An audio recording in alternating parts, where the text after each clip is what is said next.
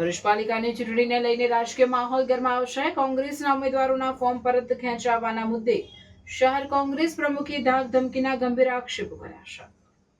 ભરૂચ શહેર કોંગ્રેસ પ્રમુખ સલીમ અમદાવાદે જણાવ્યું કે કોંગ્રેસના ઉમેદવારોને રાત્રે ઉઠાવી જઈ ધાકધમકી આપીને ઉમેદવારી પત્ર પરત ખેંચવામાં આવી રહ્યા છે. તેમણે પ્રશ્ન ઉઠાવ્યો કે જો ભાજપે છેલ્લા 30 વર્ષમાં વિકાસ કર્યો હોય તો પછી આવા દબાણની જરૂર શા માટે પડે. આ સાથે તેમણે વોટ ચોરી, SIRમાં ગેરરીતિ અને ઉમેદવારોને દબાણ હેઠળ ફોર્મ ખેંચવવાના પણ આક્ષેપો કર્યા છે. વોર્ડ નંબર 5માં કોંગ્રેસના ઉમેદવાર રાજવીર સુરેશ વસાવાએ પોતાનું ઉમેદવારી પત્ર પરત ખેંચી લીધું છે, જેના પગલે ભાજપના ઉમેદવાર દેવેન્દ્ર વસાવા બિનહરીફ વિજેતા બન્યા છે.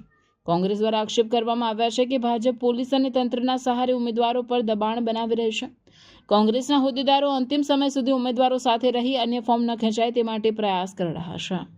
આખા ગુજરાતમાંથી ફોર્મ પાછું ખેંચવાના અનેક બનાવો બની રહેલા છે. તો ભરૂચમાં પણ આજ રોજ રાજીવ વસાવા નામનો અમારો જે ઉમેદવાર છે વોર્ડ નંબર 5નો, એને ધાક ધમકી આપીને ઉઠાવીને આ લોકોએ અહીંયા બી ફોર્મ પાછું ખેંચાવેલું છે. એમનો મકસદ છે કે વોર્ડ નંબર 5ને અમારે બિનહરીફ કરવો છે.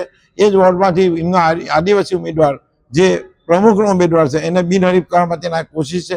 તે સિવાય અમારા 7 નંબરના ઉમેદવારોમાં, અમારા 11 નંબરના ઉમેદવારોમાં, બીજા 3, 4, 5 વોર્ડના ઉમેદવારો પણ અમારા પર સખત આ લોકોનું પ્રેશર છે. 2 દિવસથી 6 નંબરના ઉમેદવારો પર અમારું સખત પ્રેશર છે.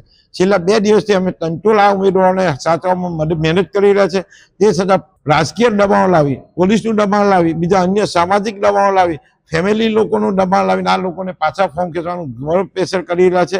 જો લોકશાહી રીતે જો ભારતીય જનતા પાર્ટી સાચો વિકાસ કર્યો હોય તો આ રીતના ધંધો કરવાની જરૂર નથી.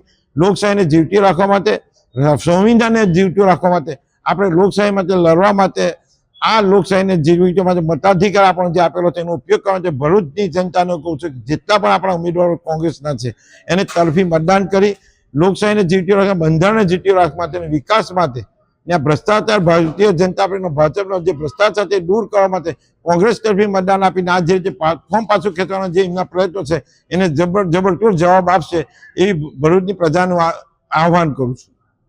અરે વંશિકા, કેમ છે? તે 11th સાયન્સ નું એડમિશન કરાવી દીધું? હા, ભરૂચ જિલ્લાની વેલ નોન એવી ઇન્ટેલિજન્ટ ક્લાસીસમાં કરાવી લીધું. કેમ ઇન્ટેલિજન્ટ ક્લાસીસમાં જ કરાયું? કારણ કે 2025માં 43 સ્ટુડન્ટ્સના 80+ પર્સન્ટાઇલ, 46 સ્ટુડન્ટ્સના 90+ સબ્જેક્ટ્સ વાઇઝ માર્ક્સ અને મેથ્સમાં 100 આઉટ ઓફ 100 આવ્યા છે. સાયન્સ સ્ટ્રીમમાં ને આટલું સરસ પરિણામ! ચાલ, મારે પણ એડમિશન કરાવવું છે. ચાલ, અહીંયા દરેક વિષયના ટોપ ક્લાસ ફેકલ્ટીઝ છે. સંકેત સર કેમિસ્ટ્રી એન્ડ મેથ્સના કિંગ છે. ફિઝિક્સમાં નિર્મલ સર, રુચિત સર, કાર્તિક સરનું ભણાવવાનું પણ ખૂબ જ સારું છે.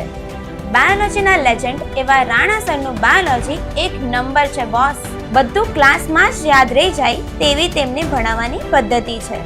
રેગ્યુલર વીકલી ટેસ્ટનું ઝડપી પરિણામ અને સાથે સાથે ઇન્ટેલિજન્ટ ક્લાસીસમાં રિવિઝન પેટર્ન પણ જોરદાર છે. વિદ્યાર્થીઓને સપોર્ટ આપી અને MCQsની સૌથી વધારે તૈયારી એક્ઝામના છેલ્લા દિવસ સુધી કરાવવામાં આવે છે. અહીંયા 35 માર્ક્સ પ્રાપ્ત કરનાર વિદ્યાર્થીઓને 78 માર્ક્સ, 95 માર્ક્સ સુધી પહોંચાડ્યા છે.